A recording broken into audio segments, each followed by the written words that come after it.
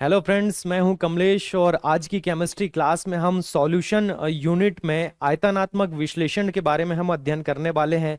Solution unit में chemistry में कुछ ऐसे टॉपिक होते हैं जो एग्जाम की दृष्टि से बहुत महत्वपूर्ण होते हैं, जैसे कि परसेंटेज, मोलारिटी, मोलालिटी, नॉर्मलिटी और फॉर्मलिटी। ऐसे टॉपिक होते हैं जिनसे बहुत सारे न्यूमेरिकल क्वेश्चन और थ्योरेटिकल क्वेश्चन दोनों क्वेश्चन पूछे जाते हैं। तो चलिए आज की क्लास शुरू करते हैं और पढ़ते हैं हम सॉल्यूशन यूनिट में बहुत सारी चीजें। किसी भी विलयन के सांद्रण को व्यक्त करने वाले जो कारक होते हैं, difference unit to express the concentration of solution, तो उनके बारे में हम पढ़ने वाले हैं कि ये क्या होते हैं, कि जैसे कि परसेंटेज, मोलारिटी, मोलालिटी, नॉर्मलिटी और फॉर्मलिटी के बारे में। तो सबसे पहले हम समझते हैं कि इनको व्यक्त करने के लिए हमें किन चीजों की आवश्यकता होती है। तो विलयन के सांद्रण को व्यक्त करने के लिए हमें जो विभिन्न मात्रकों की आवश्यकता होती है उनके बारे में समझते हैं कि किसी विलयन का जो सांद्रण होता है, विलय की वह मात्रा होती है जो विलयन के किसी विशेष मात्रा में उपस्थित होता है। The concentration of a solution is the amount of solute that is present in particular amount of the solution. एक ऐसा विलयन होगा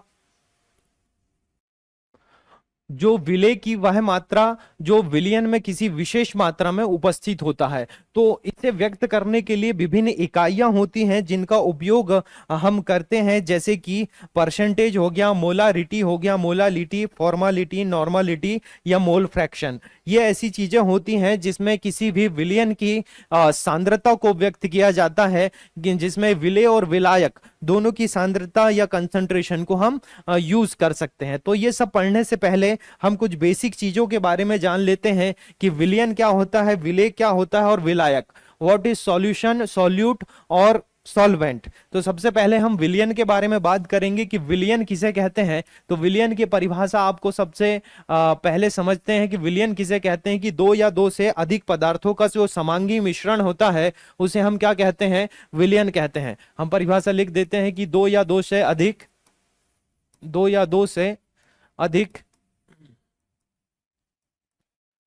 पदार्थों का दो या दो से अधिक पदार्थों का समांगी मिश्रण क्या कहलाता है, विलयन कहलाता है। अब ये समांगी क्या होता है भाई, समांगी मिश्रण क्या कहलाता है, विलयन कहलाता है। समांगी का मतलब यह होता है कि जब दो चीजें आपस में इस तरह से मिली हो कि दोनों को पहचानना मुश्किल हो, जैसे कि शरबत में चीनी और पानी को अगर आपस में मिला दिया जाए तो दोबारा शरबत में चीनी को पहचानना मुश्किल होता है कि चीनी कहाँ पर है। तो दो चीजें जब आपस में इस तरह से मिल जाए कि दोनों में से किसी को भी पहचानना, किसी एक को पहचानना मुश्किल हो, तो उसे हम क्या कहते हैं, समांगी मिश्रण कहते हैं। ये जो विलयन होता है, विलयन को हम इंग्लिश में कहते हैं क्या, सॉल्यूशन। सॉल्यूशन दो चीजों से मिलकर बना होता है। पहला तो होता है क्या, सॉल्यूट प्लस सॉल्वेंट। विलयन जो है विलय और विलायक से मिलकर बना होता है। विलय और विलायक वह होता है जो किसी विलयन में अधिक मात्रा में उपस्थित होता है, और विलय वह होता है जो किसी विलयन में कम मात्रा में उपस्थित होता है। विलायक क्या होता है कि जो किसी विलयन में अधिक मात्रा में उपस्थित होता है, और विलय क्या होता है जो किसी विलयन में कम मात्रा में उपस्थित होता है, तो उसे हम क्या कहते हैं, विलय कहते हैं। तो आप इतनी चीजें समझ गए होंगे। तो इन्हीं के ऊपर हम अलग अलग परिभाषाओं को पढ़ने वाले हैं कि विलयन में विलय की मात्रा, विलय की सांद्रता या विलायक की सांद्रता को किस प्रकार से निर्धारित किया गया है। तो चलिए आगे समझते हैं। सबसे पहला टॉपिक है हमारे पास प्रतिशतता, जिसे इंग्लिश में क्या कहते हैं, परसेंटेज कहते हैं। कि जब विलयन के 100 भागों में विलय पदार्थ की मात्रा प्रदर्शित की जाती है तो इस सांद्रण को प्रतिशतता कहते हैं। माना कि किसी विलयन में क्या है, 100 भाग है, किसी विलयन में क्या है कि 100 भाग है, विलयन के 100 भाग है, उसमें विलय पदार्थ की जितनी मात्रा होगी उसे हम क्या कहेंगे, उसे हम कहेंगे प्रतिशतता। उदाहरण से समझ लेते हैं कि उदाहरण में क्या होगी। माना कि कोई विलयन है हमारे पास जिसके कितने भाग हैं, 100 भाग हैं। इसके कितने भाग हैं, मान लो कि ये 100 ml है। 100 भाग में हम ml में प्रदर्शित कर लेते हैं कि कोई विलयन है जो हमारे पास कितना है, 100 ml है। इसमें दो चीजें होंगी, एक तो विलय होगा और दूसरा विलायक होगा। माना कि इसमें विलय है कितना, 20%। और जो विलायक है वो कितना होगा? 80%। जो सॉल्वेंट है वो 80% होगा और जो सॉल्यूट है वो 20% होगा। तो जो 20% है, 20% है, यही क्या है? विलेय है। तो विलेय की जितनी मात्रा विलियन में प्रेजेंट होती है उसे ही क्या कहते हैं? हम परसेंटेज कहते हैं। तो इसमें हम बोल सकते हैं कि इसमें जो सॉल्यूट है ये कितना परसेंट है? 20% है। तो हम बोल सकते हैं कि प्रतिशतता के रूप में हम इसको व्यक्त करते हैं कि जो विलेय पदार्थ की मात्रा होती है, विलेय पदार्थ की मात्रा को प्रदर्शित की जाती है, तो उसे हम क्या कहते हैं? प्रतिशतता कहते हैं। जब किसी विलियन के 100 भागों में विलेय पदार्थ की मात्रा को प्रदर्शित की जाती है तो इसे हम क्या कहते हैं? प्रतिशतता कहते हैं। प्रतिशतता जो होती है वो दो प्रकार की होती है, टू टाइप्स ऑफ परसेंटेज। सबसे पहली होती है द्रव्यमान अनुसार और दूसरी होती है आयतन अनुसार, मास वाइज एंड वॉल्यूम वाइज। पहली प्रतिशतता का प्रकार क्या है? मास वाइज, और क्या होता है? Volume wise. द्रव्यमान अनुसार जो प्रतिशतता होती है, द्रव्यमान अनुसार प्रतिशतता के लिए 100 ग्राम, ध्यान दीजिएगा, 100 ग्राम विलियन में घुली हुई विलेय की ग्राम में मात्रा होती है ना? कितनी ग्राम? 100 ग्राम। और इसमें हम ले लेंगे आयतन अनुसार में कितना? 100 ml, 100 ml लेंगे। इसमें 100 ml में जितना भी घुला होगा हम उसे क्या कहेंगे? आयतन अनुसार। और इसमें बोलेंगे हम 100 ग्राम में 100 ग्राम में विलियन में घुली है विलेय की ग्राम में मात्रा। और अगर 100 ml में विलेय घुला हुआ है तो उसे हम क्या बोलेंगे? आयतन अनुसार प्रतिशतता बोलेंगे। तो परसेंटेज जो होता है वो दो प्रकार से निकाला जा सकता है, पहला तो द्रव्यमान अनुसार और दूसरा आयतन अनुसार। मास के तौर पर भी निकाल सकते हैं और वॉल्यूम के तौर पर भी हम क्या कर सकते हैं? इसको निकाल सकते हैं। इसका जो सूत्र होता है वो देखिएगा अलग अलग प्रकार से लिखा हुआ है हमारे पास। सबसे पहले पढ़ते हैं हम कि विलेय का जो द्रव्यमान प्रतिशतता है, जो सॉल्यूट का है, सॉल्यूट का जो मास परसेंटेज है, उसके लिए हमारे पास सूत्र है कि विलेय का द्रव्यमान बटे विलियन का द्रव्यमान। विलेय जो होता है वो सॉल्यूट होता है और विलियन जो होता है वो सॉल्यूशन होता है। विलेय का द्रव्यमान और विलियन का द्रव्यमान इंटू 100 होता है। विलेय का प्रतिशत आयतन, आयतन के अनुसार अगर हमें परसेंटेज निकालना है तो विलेय का आयतन ले लेंगे और यहां पर क्या लेंगे? विलियन का पूर्ण आयतन। इंग्लिश में कहे तो mass percentage of solution, mass of solution, mass of solute and mass of solution into 100 करेंगे, है ना?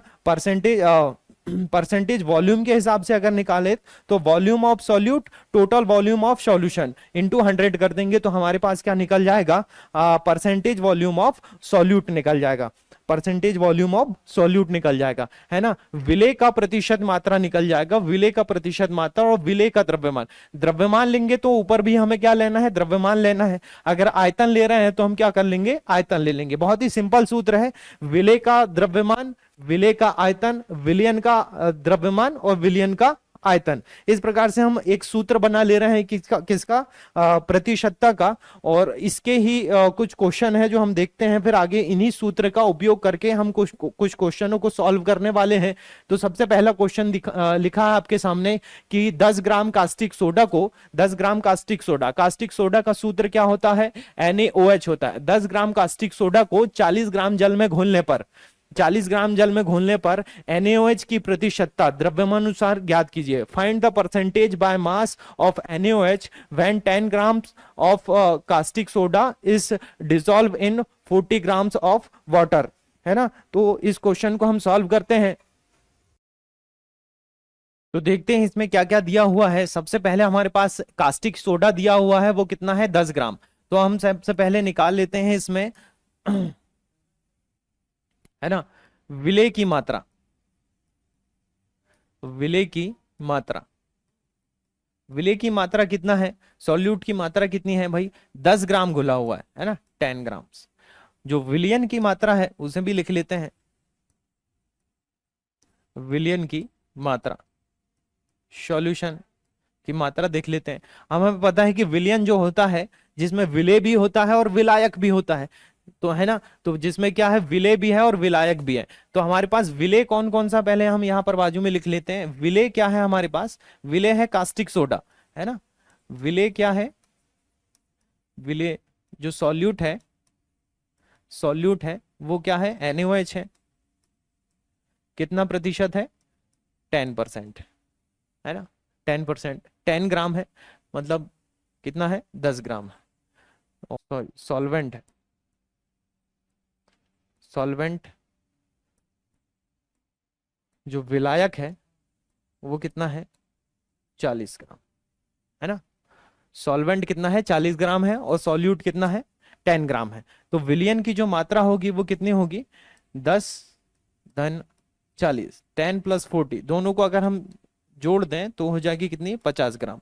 किसकी विलियन की सॉल्यूशन की, सॉल्यूशन की जो मात्रा हो जाएगी वो कितनी होगी 50 ग्राम। अब इसमें हम सूत्र लगा देते हैं किसके हिसाब से द्रव्यमान के अनुसार से। तो द्रव्यमान अनुसार हमारी जो प्रतिशतता होती है जिसमें विलेय का द्रव्यमान और विलियन का द्रव्यमान दिया हुआ है ना। द्रव्यमान अनुसार प्रतिशतता, द्रव्यमान अनुसार प्रतिशतता बराबर विलेय का द्रव्यमान, विलेय का द्रव्यमान बटे विलियन का द्रव्यमान, विलियन का द्रव्यमान, विलियन का द्रव्यमान। विलेय का द्रव्यमान और विलियन का द्रव्यमान दोनों को हमने यहां पर लिख लिया है ना। चलिए आगे समझते हैं हम इसमें। तो जो विलेय का द्रव्यमान है हमारे पास दिया हुआ है, विलेय की मात्रा कितनी है 10 ग्राम से, इंटू 100 भी है ना सूत्र में, है ना। तो विलेय की जो मात्रा है वो 10 ग्राम है। विलियन का द्रव्यमान हमने निकाल लिए कितने है 50 इंटू 100 कर देना है ना। तो सीधी सी बात है कितनी निकल जाएगी 20%। 20% हमारे पास क्या निकल जाएगी मात्रा निकल जाएगी किसकी 10 ग्राम कास्टिक सोडा को 40 ग्राम जल में घोलने पर NaOH की जो द्रव्यमान अनुसार प्रतिशतता है, द्रव्यमान अनुसार प्रतिशतता कितनी निकल जाएगी 20% निकल जाएगी।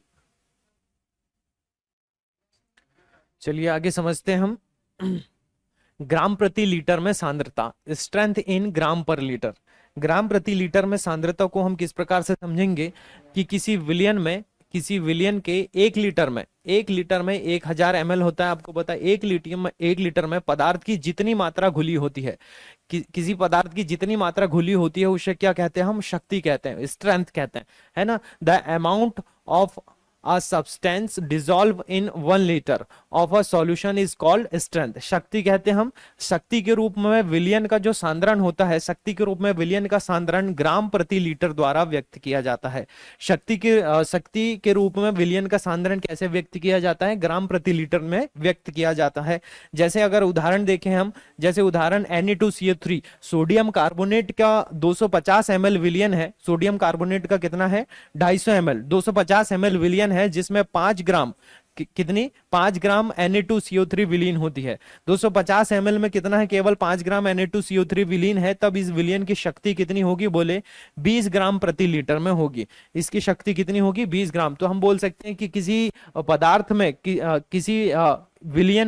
किसी विलियन के 1 लीटर में अगर कोई पदार्थ जितनी मात्रा में घुला होता है उसे ही क्या कहते हैं हम उसकी शक्ति कहते हैं। चलिए अगला टॉपिक समझते हैं मोलरता या मोलारिटी। इसका एक दूसरा नाम होता है क्या ग्राम अणुकता, ग्राम अणुकता है ना। ग्राम मोलारिटी या मोलारिटी इंग्लिश में बोला जाता है मोलारिटी, है ना। विलियन के 1 लीटर में किसी विलियन के 1 लीटर में उपस्थित विलेय के मोलों या ग्राम अणुओं की संख्या, 1 लीटर में मोलों या ग्राम अणुओं की संख्या, जितने भी मोल होंगे 1 लीटर में या ग्राम अणु, मोल का ही दूसरा नाम क्या है ग्राम अणु, है ना।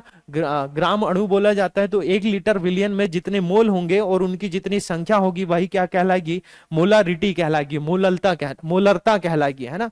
तो 1 लीटर विलियन में जितने ग्राम अणु घुले होते हैं उसे ही क्या कहते हैं हम मोलरता कहते हैं। जैसे उदाहरण देखते हैं, जैसे यदि किसी विलियन के 1 लीटर में NaOH के 80 ग्राम घुले हों, 80 ग्राम 2 मोल घुले हुए हैं, क्योंकि NaOH का जो आणविक द्रव्यमान होता है वो 40 होता है, तो हम क्या बोल सकते हैं 80 ग्राम घुले तो 2 मोल घुले हुए हैं, तो इसकी मोलारिटी कितनी होगी 2 होगी। जैसे NaOH के 1 मोल में जो होता है कितना 40 ग्राम होता है, तो यहाँ पर 80 ग्राम है, मतलब क्या होता कितना होगा 2 मोल होगा। तो 2 मोल में होगा तो इसकी मोलरता कितनी होगी 2 होगी। जो मोलरता है इसे कैपिटल M से प्रकट किया जाता है। किससे प्रेजेंट करते हैं हम, किससे शो करते हैं कैपिटल M से प्रेजेंट करते हैं। जो इसका मात्रक होता है, जो यूनिट होती है वो मोल प्रति लीटर में होती है, मोल लीटर इनवर्स होती है, या एक और होती है कि मोल प्रति घन घन डेसीमीटर, मोल प्रति घन डेसीमीटर या मोल डेसीमीटर माइनस क्यूब, है ना। तो मोलरता के बारे में हम बोल सकते हैं किसी किसी विलयन के 1 लीटर में उपस्थित विलेय के मोलों की संख्या, या विलेय के मोलों की संख्या को हम ग्राम अणुओं की संख्या भी कहते हैं। विलेय के मोलों की संख्या को हम ग्राम अणु की संख्या भी कहते हैं। तो 1 लीटर में जितने भी मोल घुले होंगे वही संख्या उसकी क्या कहलागी, मोलरता कहलागी। मोलरता का जो सूत्र है वो हमारे पास यहाँ पर दिया हुआ है, ध्यान से देखेंगे आप मोलरता का सूत्र को।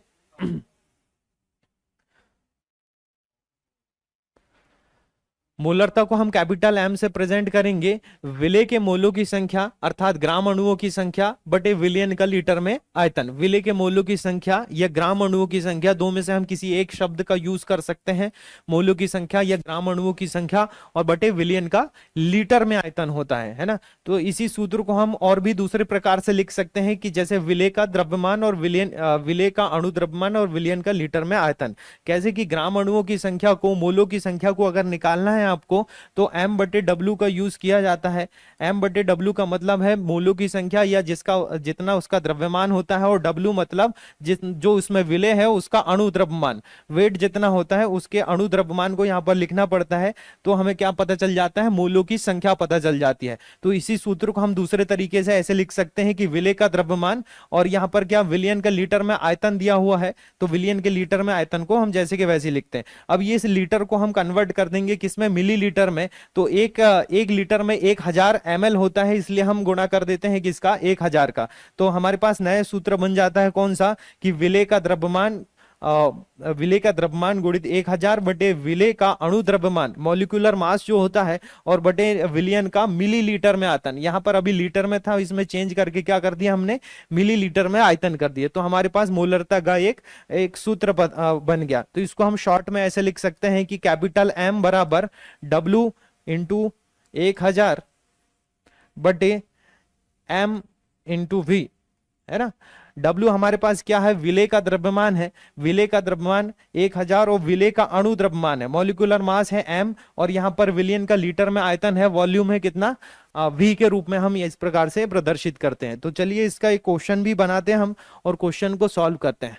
एक क्वेश्चन दिया हुआ हमारे पास कि 5.85 ग्राम NaCl को 200 ml विलियन में घोला गया है। तो विलियन की मोलरता में सांद्रता ज्ञात कीजिए। जो विलियन की मोलरता है वो पता करना है आपको क्वेश्चन में। तो चलिए देख लेते हैं हमारे पास क्वेश्चन में क्या क्या गिवन है। सबसे पहले हम देख लेते हैं 5.85 gram of NaCl dissolve in 200 ml of solution. मतलब हमारे पास W जो है उसका मान दिया है कितना, 5.85 दिया हुआ है। हमारे पास M का मान दिया हुआ है, क्या M का मान देख लेते हैं। हमारे पास M का मान, हमारे पास जो विलेय है उसका अणु द्रव्यमान यहाँ पर हमारे पास क्वेश्चन में दिया हुआ है 23 + 35.5, है ना। तो हमारे पास कितना हो जाएगा, 58.5 M का मान। V का मान हमारे पास दिया हुआ है, क्या बिल्कुल दिया हुआ है हमारे पास 200 ml। 200 ml हमारे पास सॉल्यूशन है, तो हम लिख लेंगे यहाँ पर 200 ml, है ना।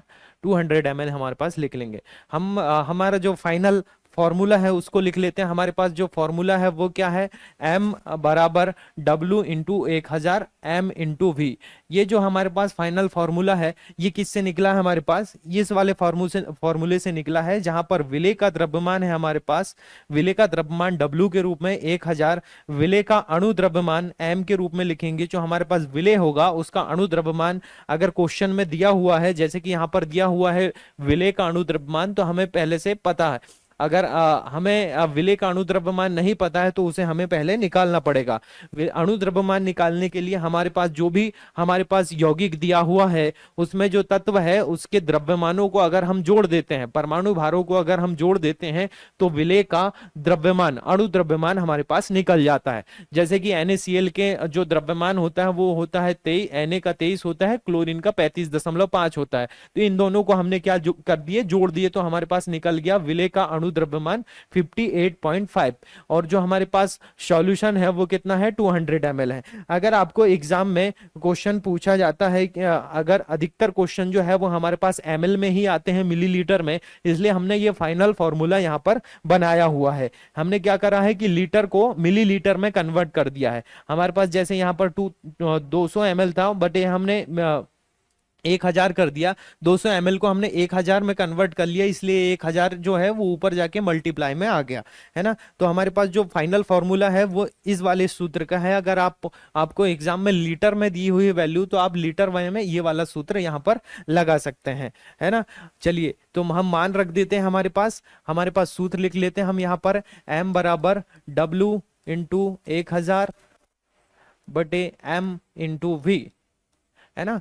तो W जो विलेय का द्रव्यमान है हमारे पास वो कितना दिया हुआ है 5.85 इंटू 1000 बटे m का मान हमने निकाल लिया क्या 58.5 इंटू 200। देखिए यहां पर हमें कन्वर्ट करना है अगर डेसिमल को, तो हम पहले तो लिख लेते हैं 585 इंटू देख लेते 585 डेसिमल को अगर हमें कन्वर्ट करना है तो 1 दशमलव है, ऊपर 2 संख्या है तो नीचे 2 शून्य लग जाएंगे, नीचे 1 दशमलव है तो ऊपर क्या लग जाएगा 1 शून्य लग जाएगा, तो ये दशमलव आपस में कैंसिल हो जाएंगे। इनटू में क्या दिया हुआ है 1000 बटे 200, है ना। अब हमें क्या करना है, शून्य से शून्य कैंसिल कर सकते हैं, 1 शून्य नीचे के 1 शून्य से ऊपर के 2 शून्य कैंसिल हो जाएंगे, एक ये वाले शून्य से एक ये वाला शून्य कैंसिल हो जाएगा, एक ये वाले शून्य से एक ये शून्य कैंसिल हो जाएगा, है ना। 585 से 585 कैंसिल हो जाएगा, तो बचेगा क्या हमारे पास 1/2 बचेगा हमारे पास 1/2। 1/2 का मान होता है हमारे पास कितना 0.5, यही हमारा क्या होगा फाइनल आंसर होगा 0.5 होगा, जो क्या निकलेगा कैपिटल M मोलारिटी के रूप में हमारे पास निकलेगा। आपको करना कुछ नहीं है, आपको क्वेश्चन को समझना है कि हमारे पास जो विलेय है, विलेय जो कम मात्रा में है, देखिए विलेय और विलायक को पहचानने के लिए हमारे पास एक ही चीज है कि जो कम मात्रा में है 5.85 ग्राम NaCl है 200 ml विलियन में, तो 200 ml क्या है भाई 200 ml ज्यादा है, तो सॉल्यूशन हमारे पास क्या होगा 200 ml होगा, और जो सॉल्यूट होगा वो क्या होगा 5.85। NaCl जो होगा वो सॉल्यूट का काम करेगा और 200 जो होगा वो सॉल्यूशन का काम करेगा। तो जो कम मात्रा में है उसको हम यहाँ पर लिख लेते हैं विलेय का द्रव्यमान या विलेय की मात्रा, और जो ज्यादा मात्रा में होता है हमारे पास उसको हम यहाँ पर लिख लेते हैं, है ना। और इसका जो अणु द्रव्यमान है उसको हमने यहाँ पर निकाल लिया। तो इसी प्रकार से आपको और भी दूसरे तरीके से क्वेश्चन पूछा जा सकता है कि जिसमें विलेय के भागों की संख्या दी होगी और विलयन के भागों की संख्या दी होगी, तो आप ये सूत्र लगाकर क्या कर सकते हैं, बड़ी आसानी से मोलरता को निकाल सकते हैं। क्या कर सकते हैं, मोलरता को निकाल सकते हैं आसानी से। चलिए आगे समझते हैं हम हमारा अगला टॉपिक, ये है मोलालिटी। मोलालिटी इसको हम क्या कर सकते हैं, स्मॉल m से रिप्रेजेंट करते हैं मोलालिटी, मोलरता को कैपिटल M से और मोलालिटी को हम स्मॉल m से प्रेजेंट करते हैं। इसमें होता क्या है कि 1000 ग्राम विलायक में उपस्थित विलेय के ग्राम अणुओं की संख्या, अभी हमने पिछली मोलरता में पढ़ा था कि विलेय के 1 लीटर में उपस्थित विलेय के ग्राम अणुओं की संख्या, और यहाँ पर क्या आ रहा है कि 1000 ग्राम विलायक में उपस्थित विलेय के ग्राम अणुओं की संख्या कितना आ रहा है, यहाँ पर 1000 ग्राम विलायक में उपस्थित विलेय के ग्राम अणु को हम क्या कह सकते हैं, मोलों की संख्या भी लिख सकते हैं। तो हमारा सूत्र बन जाता है किस प्रकार से कि विलेय के ग्राम अणुओं की संख्या बटे विलायक का किलोग्राम में द्रव्यमान, इसी सूत्र को हम दूसरे तरीके से लिख सकते हैं। कैसे कि स्मॉल m बराबर विलेय के ग्राम अणुओं की संख्या और जो विलायक का किलोग्राम में द्रव्यमान है, तो किलोग्राम को हम कन्वर्ट कर लेंगे ग्राम में, तो 1 किलोग्राम में होता है 1000 ग्राम, तो हम यहां पर क्या कर लेते हैं ग्राम में कन्वर्ट कर ले रहे हैं, इससे ऊपर क्या जुड़ जा रहा है यहाँ पर पर 1000 आ जा रहा है, तो मल्टीप्लाई में हमारा हो जाएगा क्या 1000। इसी सूत्र को हम दूसरे तरीके से और कन्वर्ट करेंगे कि ग्राम अणुओं की संख्या को भी हम बदल लेते हैं, और ग्राम अणुओं की संख्या को इस प्रकार से लिख रहे हैं कि विलेय का द्रव्यमान बटे विलेय का अणुद्रव्यमान। ग्राम अणुओं की संख्या को कन्वर्ट करने के लिए हमें क्या करना पड़ेगा कि विलेय का द्रव्यमान और ग्राम विलेय का अणुद्रव्यमान, इन दोनों का अगर हम आपस में भाग कर देते हैं तो क्या निकल जाता है, ग्राम अणुओं की संख्या निकल जाती है। बटे हमारे पास ये विलायक का ग्राम में द्रव्यमान, इसको जैसे के वैसे ही रखना है। तो हमारे पास इस मोलालिटी का एक फाइनल सूत्र हमें प्राप्त हो जाता है, जो ये इस प्रकार से लिखा हुआ है, जहां पर जो विलायक का द्रव्यमान है वो किस में दिया हुआ है, विलायक का द्रव्यमान ग्राम में दिया हुआ है। तो इसका फाइनल फॉर्मूला क्या हो जाता है, स्मॉल m बराबर W इंटू 1000 बटे m इंटू W। यहां पर जो कैपिटल W है, कैपिटल W क्या है, ये विलेय का द्रव्यमान जो है हम स्मॉल w से प्रेजेंट कर रहे हैं, और कैपिटल W से हम क्या कर रहे हैं, विलायक का द्रव्यमान। स्मॉल w से विलेय का द्रव्यमान और कैपिटल W से विलायक के द्रव्यमान को प्रेजेंट कर रहे हैं, है ना। स्मॉल m से हम मोलालिटी को दर्शा रहे हैं, और द्रव्यमान विलेय का इसको भी हम स्मॉल m से दर्शा सकते हैं, या कैपिटल M से भी आप दर्शा सकते हैं। तो ये हमारे पास हो जाता है मोललता का, मोलालिटी का फॉर्मूला, जिसको आपको क्या करना है, याद करना है। इसी से बहुत सारे क्वेश्चन हमारे पास बनने वाले होते हैं। तो चलिए हम इसी के क्वेश्चन को भी सॉल्व करते हैं आगे और समझते हैं क्वेश्चन में क्या दिया हुआ है। यदि 500 ग्राम जल में 500 ग्राम जल है हमारे पास, इसमें 4 ग्राम NaOH घुला हुआ है, तो विलयन की मोललता ज्ञात कीजिए। कितना दिया हुआ है, विलायक कितना दिया हुआ है हमारे पास, जल क्या होता है, विलायक होता है। विलायक हमारे पास कितना दिया हुआ है, 500 ग्राम दिया हुआ है, 500 ग्राम दिया हुआ है। और जो कम मात्रा में इसमें घुला हुआ है वो क्या है, हमारे पास विलेय है। विलेय की मात्रा कितनी है हमारे पास, विलेय क्या घुला हुआ है, विलेय में NaOH घुला हुआ है, बोले NaOH सोडियम हाइड्रोक्साइड घुला हुआ है, कितना 4 ग्राम घुला हुआ है। तो विलेय की मात्रा हमारे पास दी हुई है 4 ग्राम, और विलायक की मात्रा कितनी दी हुई है, 500 ग्राम, है ना। तो इसमें क्या बताना, हमें मोललता बताना है। तो हमें क्या करना पड़ेगा, जो सबसे पहले विलेय है, विलेय का अणु द्रव्यमान हमें पता करना पड़ेगा। विलेय का जो अणु द्रव्यमान है उसको निकाल लेते हैं हम, विलेय का अणु द्रव्यमान, क्योंकि सूत्र में हमें अणु द्रव्यमान की आवश्यकता होती है। और अणु द्रव्यमान निकालने के लिए हमें क्या करना पड़ता है कि जो विलेय है, विलेय के जितने भी एलिमेंट दिए हुए हैं, जितने भी परमाणु दिए हैं, उनके अणुभार को या उनके परमाणु भार को आपस में अगर हम जोड़ देते हैं तो इसका क्या निकल जाता है, अणु द्रव्यमान निकल जाता है। जैसे सोडियम का जो भार होता है या द्रव्यमान होता है वो होता है 23, ऑक्सीजन का होता है 16 और हाइड्रोजन का होता है 1। तो इन सबको हम क्या कर लेंगे, आपस में अगर जोड़ देते हैं तो क्या निकल जाता है, हमारे पास इसका अणु द्रव्यमान निकल जाता है। तो टोटल कितना हो जाएगा हमारे पास, 23, 16 और 1 हो जाएगा कितना, 40। तो हमारे पास पूरे मान हमारे पास निकल चुके हैं। तो हम अब फाइनल सूत्र लगा देते हैं। हमारे पास सूत्र क्या है, स्मॉल m बराबर W इंटू 1000 बटे m इंटू W, है ना। विलेय की जो मात्रा है हमारे पास वो दी हुई है कितनी, 4 ग्राम और 1000। विलेय का जो अणु द्रव्यमान निकला वो कितना निकला, 40। और विलेय की जो मात्रा दी है कितनी दी हुई है, 500 ग्राम। विलायक की जो मात्रा है, विलायक की जो मात्रा है वो कितनी है, 500 ग्राम। तो 500 से 1000 2 बार चला जाएगा, है ना। 2 से 2 दूनी 4, 2 शून्यम 0, 4 एकम 4, 4 पंचे 20। तो हमारे पास आंसर निकल जाएगा 1/5। 1/5 हमारे पास आंसर निकल जाएगा। और इसी 1/5 को हम क्या कर सकते हैं, 0.2 के रूप में लिख सकते हैं। तो हमारे पास जो मोलालिटी है वो कितनी निकल जाएगी, 0.2 निकल जाएगी। तो इस प्रकार से हम बड़ी आसानी से इसको सॉल्व कर सकते हैं। छोटा सा फॉर्मूला है इसका, W into 1000 M into W। आप ध्यान से समझिएगा, इसी फॉर्मूले का यूज करके हमने क्या निकाला है, क्वेश्चन को सॉल्व करा है।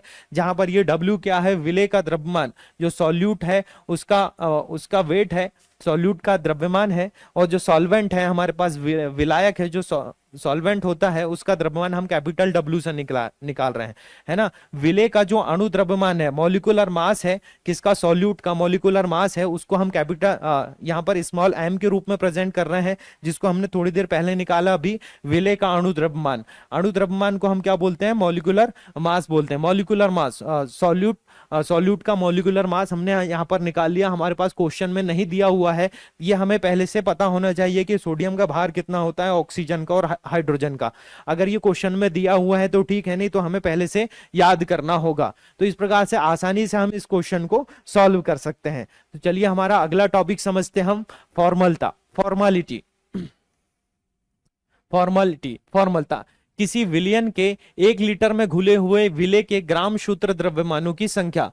किसी विलयन के 1 लीटर में अगर किसी विलेय के जितने भी ग्राम सूत्र द्रव्यमानों की संख्या होती है, उसी को विलयन की क्या कहते हैं, उसे विलयन की फॉर्मलता कहते हैं। विद्युत अपघट्य पदार्थों के अणुभारों के स्थानों पर सूत्र द्रव्यमानों का उपयोग करना अधिक उपयुक्त होता है। जो अणुभार होते हैं, अणुभार के स्थानों पर बोले हम क्या कर सकते हैं, द्रव्यमान का उपयोग कर सकते हैं, जिसे हम क्या बोलते हैं, सूत्र द्रव्यमान बोल सकते हैं।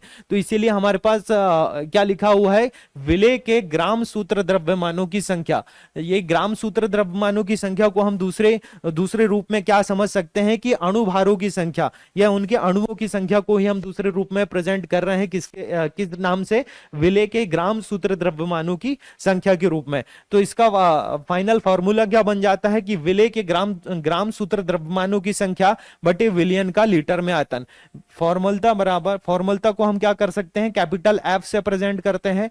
तो विलेय के ग्राम सूत्र द्रव्यमानों की संख्या बटे विलयन का लीटर में आयतन, यह हमारे पास क्या बन जाता है, फाइनल फॉर्मूला बन जाता है। तो चलिए इसके भी क्वेश्चन को सॉल्व करते हैं हम। और क्वेश्चन हमारे पास लिखा हुआ है कि 200 ml विलयन में 5.85 gram sodium chloride NaCl sodium chloride उपस्थित रहने पर विलयन की फॉर्मलता ज्ञात कीजिए। 5.85 ग्राम सोडियम क्लोराइड प्रेजेंट है किसमें, 200 ml सॉल्यूशन में, 200 ml सॉल्यूशन में क्या है, उपस्थित है। तो इसमें क्या बताना, हमें विलयन की फॉर्मलता को बताना है। तो चलिए इसमें देखते हैं हम क्या क्या दिया हुआ है। हमारे पास सबसे पहले दिया हुआ है 5.85 ग्राम सोडियम क्लोराइड।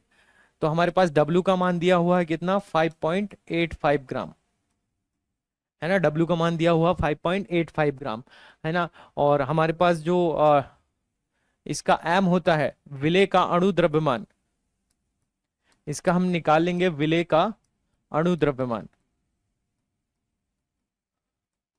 विलेय का अणु द्रव्यमान हम निकाल लेंगे। M बराबर कितना निकल जाएगा, सोडियम के 23 और क्लोरीन का 35.5, तो निकल जाएगा हमारे पास क्या, 58.5, है ना। और जो हमारे पास आयतन है, V का मान है, V का मान हमें यहाँ पर चेंज करना पड़ेगा। यहाँ पर दिया हुआ है किसमें, 200 ml के रूप में। तो 200 ml को हम क्या कर लेंगे, लीटर में कन्वर्ट कर लेंगे। तो 1 लीटर में होते हैं 1000 मिलीलीटर, तो इसलिए हम इसको चेंज कर ले रहे हैं किसके रूप में, 1/5 के रूप में। तो हम हमारा फाइनल फॉर्मूला लगा देते हैं। हमारे पास जो फाइनल फॉर्मूला होता है वो क्या होता है, F बराबर W/M इंटू V, है ना। विलेय के हम, क्योंकि यहाँ पर 1000 नहीं लगा रहे हैं, हम क्या कर रहे हैं, हमारे पास डायरेक्ट हमारे पास ml में दिया हुआ है मान, तो हम लगा लेते हैं F बराबर W/M इंटू V, है ना। यहाँ पर क्या है, F बराबर W का मान हमारे पास कितना दिया हुआ है, 5.85 दिया हुआ, 5.85। जो हमारे पास सोडियम क्लोराइड है, सॉल्यूट जो है, उसका वेट दिया हुआ हमारे पास 5.85। सॉल्यूट का मॉलिक्यूलर वेट जो होता है, विलेय का जो अणु द्रव्यमान है, वो हमने निकाला कितना, 58.5। और जो हमारे पास विलियन है, हमारे पास विलियन का आयतन कितना दिया हुआ है, 1/5 दिया हुआ है ना। तो इनटू में हम क्या कर देंगे, 1/5। तो 1/5 ऊपर कन्वर्ट होके क्या हो जाएगा, 5 जो चला जाएगा ऊपर, तो हो जाएगा कितना, 5/1, है ना। तो इसको हम सॉल्व कर लेते हैं। 585/585। दशमलव के लिए हम क्या करेंगे, नीचे एक संख्या तो ऊपर शून्य, ऊपर 2 संख्या है तो नीचे 2 शून्य लगा देंगे और गुणा कर देंगे 5/1 का, है ना। तो 1 शून्य से 1 शून्य कैंसिल हो जाएगा, 585 दिया हुआ है, 1 शून्य लगा है तो ये कैंसिल हो जाएगा कितने बार, 10 बार। तो हमारे पास निकल जाएगा क्या, 5/10। इसको हम क्या लिख सकते हैं, 0.5 के रूप में लिख सकते हैं, 0.5 के रूप में लिख सकते हैं। तो हमारे पास जो फाइनल फॉर्मूला हो जाता है, एफ का मान हमारे पास कितना निकल जाएगा, 0.5, है ना। बहुत ही सिंपल क्वेश्चन होते हैं, बस आपको क्या कुछ मानों को याद रखना पड़ता है।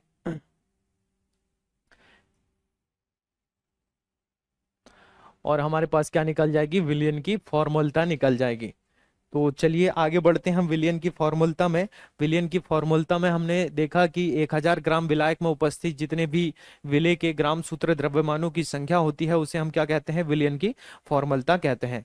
अगला टॉपिक है हमारे पास क्या, नॉर्मलता, नॉर्मालिटी, है ना। नॉर्मलिटी, इसको क्या करते हैं हम, कैपिटल एन से प्रदर्शित करते हैं, कैपिटल एन से।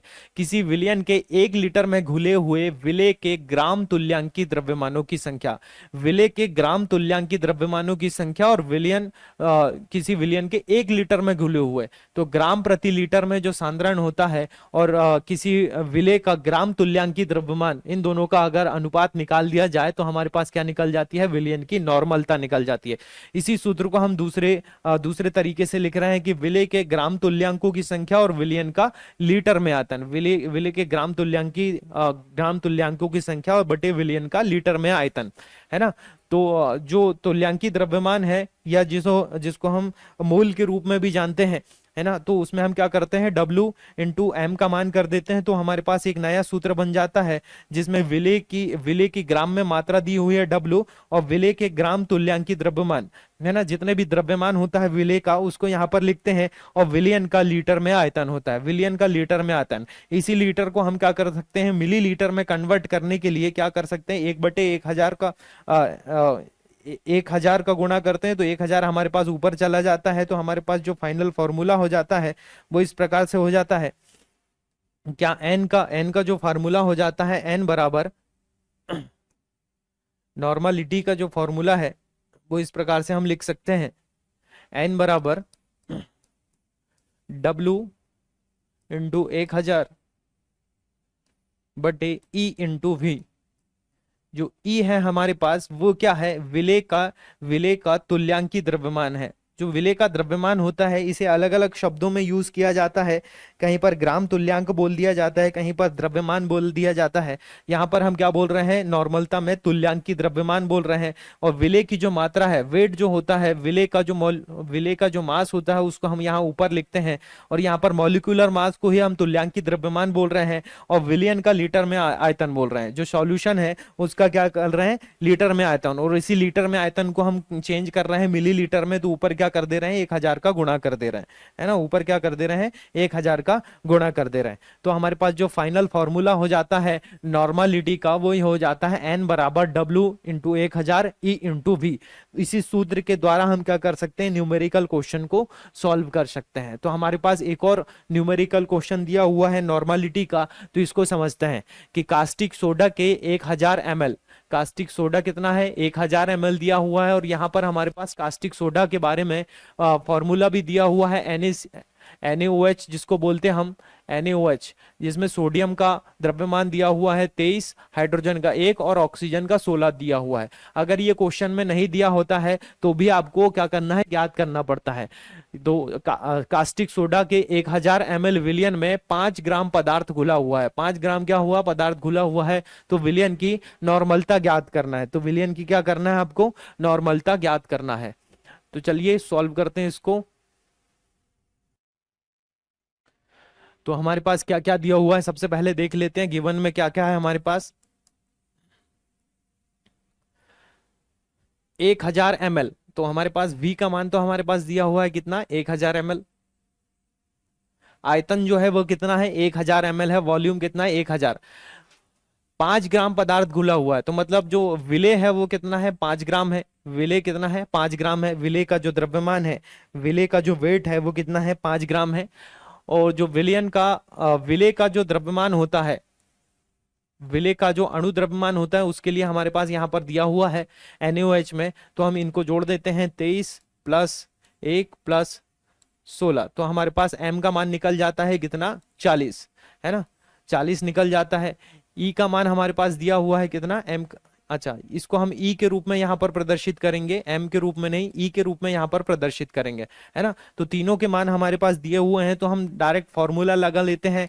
एन बराबर डब्ल्यू इंटू 1000 बटे ई इंटू वी, है ना, ई इंटू वी।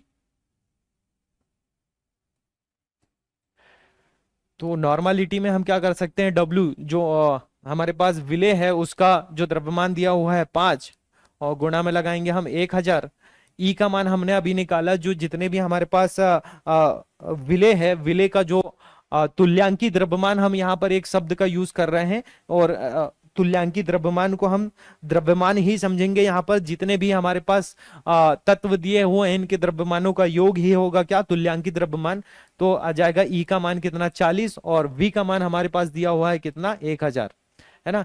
तो 1000 से 1000 कैंसिल हो जाएगा, 5 ये कट जाएगा 8 बार। तो हमारे पास एन का मान कितना निकल जाएगा, 1/8। एन का मान कितना निकल जा रहा है, 1/8। तो जो नॉर्मालिटी है हमारे पास वो कितनी निकल जा रही है, 1/8 के रूप में निकल जा रही है।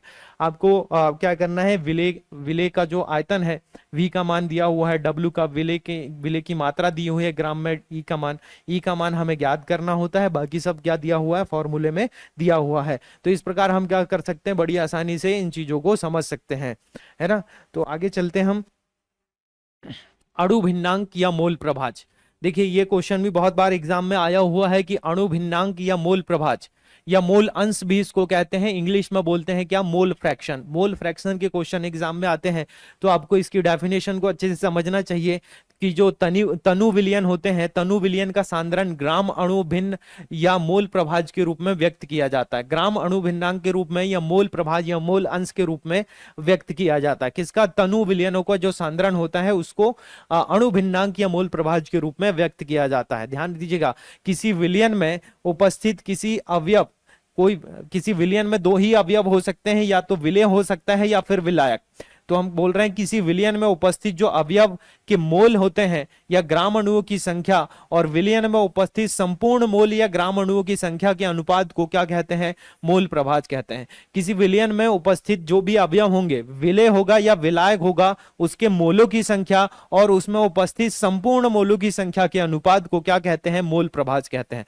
ये डेफिनेशन को आप अच्छे से याद कीजिएगा कि मोलों की संख्या और संपूर्ण मोलों की संख्या, किसी विलयन में उपस्थित जो भी अवयव है, विलेय है या विलायक है, इनके मोलों की संख्या और संपूर्ण मोलों की संख्या के अनुपात को क्या कहते हैं हम, मोल प्रभाज या मोल अंश कहते हैं। आगे दिया हुआ है कि यदि विलेय के मोल विलायक के Nb मोलों में घुले हुए हों तो विलयन के संपूर्ण मोलों की संख्या को Na प्लस Nb होगी। तो इसका सूत्र क्या हो जाता है, यदि हमें विलेय के मोल प्रभाज ज्ञात करना है, यदि हमें क्या करना है, विलेय का मोल प्रभाज करना है, तो ऊपर हम लेंगे विलेय की संख्या और नीचे लेंगे विलेय और विलायक दोनों की संख्या। विलेय का मोल प्रभाज, विलेय का मोल अंश, नीचे लिखेंगे हम क्या, विलेय और विलायक दोनों के मोल अंश। इस प्रकार हम सूत्र को यहां पर क्या कर सकते हैं, बना सकते हैं।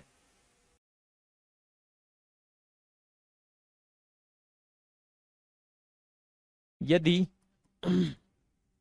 विलेय के Na मोल, यदि विलेय के Na मोल और विलायक के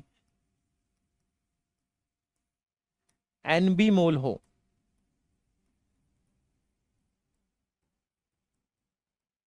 तो हमारे पास विलेय का मोल प्रभाज जो है वो इस प्रकार से निकल जाएगा, विलेय का मोल प्रभाज।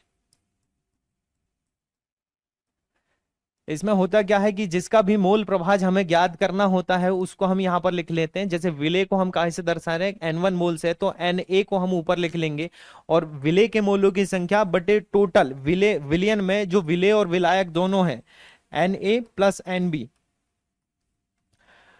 कुल मोलों की संख्या, विलेय के मोलों की संख्या और कुल मोलों की संख्या के अनुपात को हम क्या कर देंगे, विलेय का मोल प्रभाज। इसी प्रकार से अगर हम विलायक का निकालना चाहते हैं कि विलायक का मोल प्रभाज क्या होगा, विलायक का मोल प्रभाज या मोल अंश भी लिख सकते हैं, मोल फ्रैक्शन। विलायक का मोल प्रभाज हमें निकालना है तो हमें यहां क्या लेना पड़ेगा, Nb लेना पड़ेगा, Nb बटे Na plus Nb, Na plus Nb। तो ये हमारे पास दो फाइनल फॉर्मूला हो जाते हैं, तो जिसमें सॉल्यूट का भी हो जाता है, सॉल्यूट का और सॉल्वेंट का। Mole fraction of solvent, mole fraction of solute, है ना। दोनों के हमारे पास क्या निकल जाते हैं, फॉर्मूले निकल जाते हैं। इसके इसके तो सूत्र में दिया हुआ है कि हम इससे सूत्र से ही बता सकते हैं कि विलेय के मोलों की संख्या बटे संपूर्ण मोलों की संख्या। संपूर्ण में विलेय और विलायक दोनों आ जाते हैं। ये विलेय के मोलों की संख्या और ये क्या है, विलायक के मोलों की संख्या। अगर हमें विलायक का निकालना है तो हम बता सकते हैं विलायक के मोलों की संख्या बटे संपूर्ण मोलों की संख्या। इन दोनों के अनुपात को ही हम क्या कहते हैं, मोल प्रभाज या मोल अंश या मोल फ्रैक्शन कहते हैं। तो इस प्रकार हम समझ सकते हैं कि किस प्रकार हमारा फॉर्मूला बनता है। परिभाषा में दिया हुआ है, जैसे किसी विलयन में उपस्थित किसी अवयव में अवयव के मोलों की संख्या और विलयन में उपस्थित संपूर्ण मोलों की संख्या, संपूर्ण मोलों की संख्या के अनुपात को क्या कहते हैं, हम मोल प्रभाज कहते हैं। मोल प्रभाज या मोल अंश या मोल, या फिर क्या कहते हैं इसको, अणु भिन्नांक भी कहते हैं। इसको क्या बोलते हैं, अणु भिन्नांक भी बोलते हैं या मोल प्रभाज भी कहते हैं, है ना। तो यहाँ पर फॉर्मूला हमारे पास इस प्रकार से हो जाएगा, है ना, ये हो जाएगा Na। तो इसका फॉर्मूला क्या हो जाएगा हमारे पास, Nb बटे Na प्लस Nb। तो हमारे पास इस प्रकार से अलग अलग फॉर्मूले हो जाते हैं। तो एक बार हम क्या करते हैं, पूरा एक बार शुरुआत से रिवीजन कर लेते हैं कि ये जितनी सारी चीजें होती हैं, तो विलयन के जो सांद्रण को व्यक्त करने वाले जो विभिन्न मात्रक होते हैं, है ना, जितने भी यूनिट होती है उनको हमने आज पढ़ा कि परसेंटेज के बारे में हमने पढ़ा कि प्रतिशतता क्या होती है, मोलरता या ग्राम अणुकता, मोलारिटी, नॉर्मालिटी, फॉर्मालिटी और मोल प्रभाज। ये सभी इन सभी से क्या होते हैं, एग्जाम में क्वेश्चन जरूर पूछे जाते हैं। तो इनके फॉर्मूले को आप अच्छे से याद करें, सभी की परिभाषाओं को अच्छे से याद करें, क्योंकि ये बहुत इंपॉर्टेंट चीज है एग्जाम की दृष्टि से। तो सभी के फॉर्मूले अगर आपको पता है और फॉर्मूले के साथ में कुछ अणु द्रव्यमान निकालना आपको आना चाहिए। अगर कोई यौगिक दिया हुआ है, जैसे कि NaOH दिया है, NaCl दिया है, यूरिया दिया है या अमोनिया के कोई यौगिक हैं, तो इसके लिए आपको क्या करना पड़ेगा, पहले से कुछ अणु द्रव्यमान, मॉलिक्यूलर मास आपको पहले से पता होने चाहिए। मॉलिक्यूलर मास को निकालने के लिए हमें क्या करना पड़ेगा, पेरियोडिक टेबल में जितने भी एलिमेंट दिए हुए हैं उन सभी तत्वों का क्या करना, परमाणु भारों को हमें याद करना पड़ेगा कि अलग अलग तत्वों के परमाणु भार कितने होते हैं। अधिकतर जो पूछे जाते हैं, जैसे कि सोडियम का, क्लोरीन का, ऑक्सीजन का, नाइट्रोजन का, सल्फर का, हाइड्रोजन का, ये तो ऐसे कुछ तत्व होते हैं, जैसे कि फेरस का, कॉपर का या जिंक का। तो अधिकतर ऐसे ही तत्व होते हैं, फास्फोरस और सल्फर, तो जिनका क्या करना है आपको, परमाणु भार जो द्रव्यमान होता है उनको याद करना है। बाकी सभी तत्वों को याद करने की जरूरत नहीं है। अगर आपको कुछ तत्वों के परमाणु द्रव्यमान पहले से ज्ञात है तो आप अणु द्रव्यमान बड़ी आसानी से निकाल सकते हैं। अगर क्वेश्चन में दिया हुआ है तो उसका मान आप ले सकते हैं, अगर क्वेश्चन में नहीं दिया हुआ है तो आप अपने तरीके से निकाल सकते हैं, है ना। तो अणु द्रव्यमान आपको पता होना चाहिए। विलेय और विलायक के बारे में अच्छे से जानकारी होनी चाहिए कि सॉल्यूट कौन सा है, सॉल्यूशन कौन सा है। क्योंकि जो कम मात्रा में है वो सॉल्यूट है और जो अधिक मात्रा में होता है वो क्या होता है, सॉल्वेंट होता है। और इन दोनों से मिलकर क्या बनता है, सॉल्यूशन बनता है ना। तो इस प्रकार से आपको पूरा पहले से पता अगर होगा, जैसे कि हमने क्लियर हिंदी में भी और इंग्लिश में भी लिख दिया है, तो इसमें आप अच्छे से समझ सकते हैं प्रतिशतता के बारे में। मतलब 100 भागों में विलेय पदार्थ की जो मात्रा होती है 100 भागों में, वो क्या होती है, विलयन की प्रतिशतता होती है। तो प्रतिशतता को हम दो प्रकार से बता सकते हैं, द्रव्यमान अनुसार भी बता सकते हैं और आयतन के अनुसार, वेट के हिसाब से भी बता सकते हैं और वॉल्यूम के हिसाब से भी बता सकते हैं। तो इन दोनों के ही क्या बनते हैं, अलग अलग फॉर्मूले बनते हैं। वेट के हिसाब से जो फॉर्मूला होता है उसमें हम वेट का ही यूज करते हैं, दोनों तरफ क्या लिखा हुआ है, वेट लिखा हुआ है। और जो वॉल्यूम के तौर पे बना हुआ फॉर्मूला है उसमें हम क्या कर सकते हैं, वॉल्यूम ही लिखते हैं। या मास के रूप में जो बना हुआ है हमारे पास, mass of solute and mass of solution into 100 कर देते हैं, क्योंकि हमारे पास जो परसेंटेज है, परसेंटेज को हम 100 से ही काउंट करते हैं, 100 को ही मान के चलते हैं उसमें बेस। तो हमें यहाँ पर 100 का क्या कर सकते हैं, गुणा कर सकते हैं। और आपके पास सिंपल सी क्वेश्चन में दिया हुआ होता है कि जो सॉल्यूट होता है उसके कितने ग्राम घुले हुए हैं और जो सॉल्वेंट है उसके कितने ग्राम घुले हुए हैं। तो आपको क्या करना है, यहाँ पर चीजों को देखना है, अच्छे से समझना और आसानी से इन क्वेश्चन को आप सॉल्व कर सकते हैं। मोल प्रति लीटर में सांद्रता, जितनी भी पदार्थ की मात्रा होती है जो घुली होती है, 1 लीटर विलियन में जो पदार्थ की मात्रा घुली होती है उसे ही हम क्या कहते हैं, शक्ति कहते हैं या स्ट्रेंथ कहते हैं। जो स्ट्रेंथ होती है वो 1 लीटर के हिसाब से ही निकाली जाती है कि 1 लीटर में कितनी मात्रा घुली हुई है पदार्थ की। जितनी भी मात्रा घुली होती है उसको क्या बोलते हैं हम, उस विलियन की शक्ति कहते हैं। और इसका जो सांद्रण है वो किसमें व्यक्त किया जाता है, मोल प्रति लीटर में व्यक्त किया जाता है ना। मोल प्रति लीटर में इसको क्या कर सकते हैं, व्यक्त कर सकते हैं। इनकी परिभाषा में थोड़ा सा कंफ्यूजन हो सकता है, आप ध्यान रखेंगे कि 1 लीटर विलयन में उपस्थित विलय के मोलों की संख्या को हम क्या कहते हैं, मोलरता कहते हैं, जबकि 1000 ग्राम विलायक में उपस्थित मोलों की संख्या को हम क्या कहते हैं, मोललता कहते हैं। 1000 ग्राम विलायक और मोलरता में होता है क्या, 1 लीटर विलयन में उपस्थित विलय के मोलों की संख्या, 1 लीटर विलयन में उपस्थित विलय के मोलों की संख्या। और जबकि मोललता में क्या होता है, 1000 ग्राम विलायक में उपस्थित विलय के ग्राम अणुओं की संख्या। मोलों की संख्या कहें या ग्राम अणुओं की संख्या कहें, दोनों एक ही बात है। या तुल्यांकी भार कहें या ग्राम अणुओं की संख्या कहें, इसको हम क्या कर सकते हैं, एक ही शब्द होते हैं जो अलग अलग तरीके से यूज किए जाते हैं। ये मोल के ही दूसरे नाम होते हैं, है ना। अगला देखते हैं हम क्या फॉर्मलता के बारे में। किसी विलयन के 1 लीटर में घुले हुए विलय के ग्राम सूत्र द्रव्यमानों की संख्या, ग्राम सूत्र द्रव्यमानों की संख्या को ही क्या बोलते हैं, विलयन की फॉर्मूलता कहते हैं। विलयन की फॉर्मूलता में अगर हमारे पास क्वेश्चन में डायरेक्ट आयतन जो है वो लीटर में दिया हुआ है तो चेंज करने की जरूरत नहीं है। अगर मिलीलीटर में दिया हुआ है तो हम चेंज कर सकते हैं। जैसे कि हमारे पास अभी क्वेश्चन में मिलीलीटर में दिया हुआ है, तो मिलीलीटर में दिया था तो हमने उसको चेंज कर लिया था, क्या, लीटर में चेंज कर दिया था।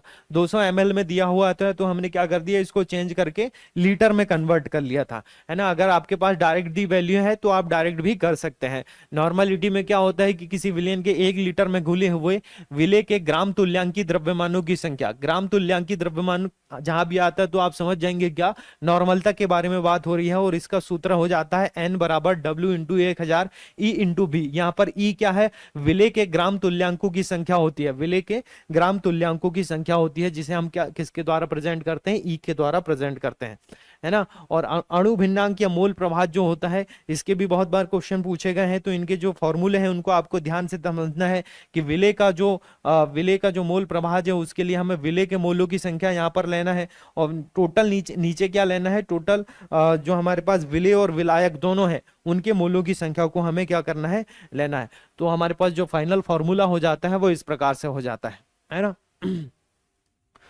तो आशा करते हैं कि आज की क्लास आपको बड़े अच्छे से समझ में आई होगी। और ये जितने भी सूत्र होते हैं ये आपको एग्जाम में आने वाले हैं, तो इन सभी सूत्रों को आप अच्छे से नोट डाउन कर सकते हैं, लिख सकते हैं या बार बार समझ सकते हैं। और मिलते हैं हमारी नेक्स्ट क्लास में। Thank you.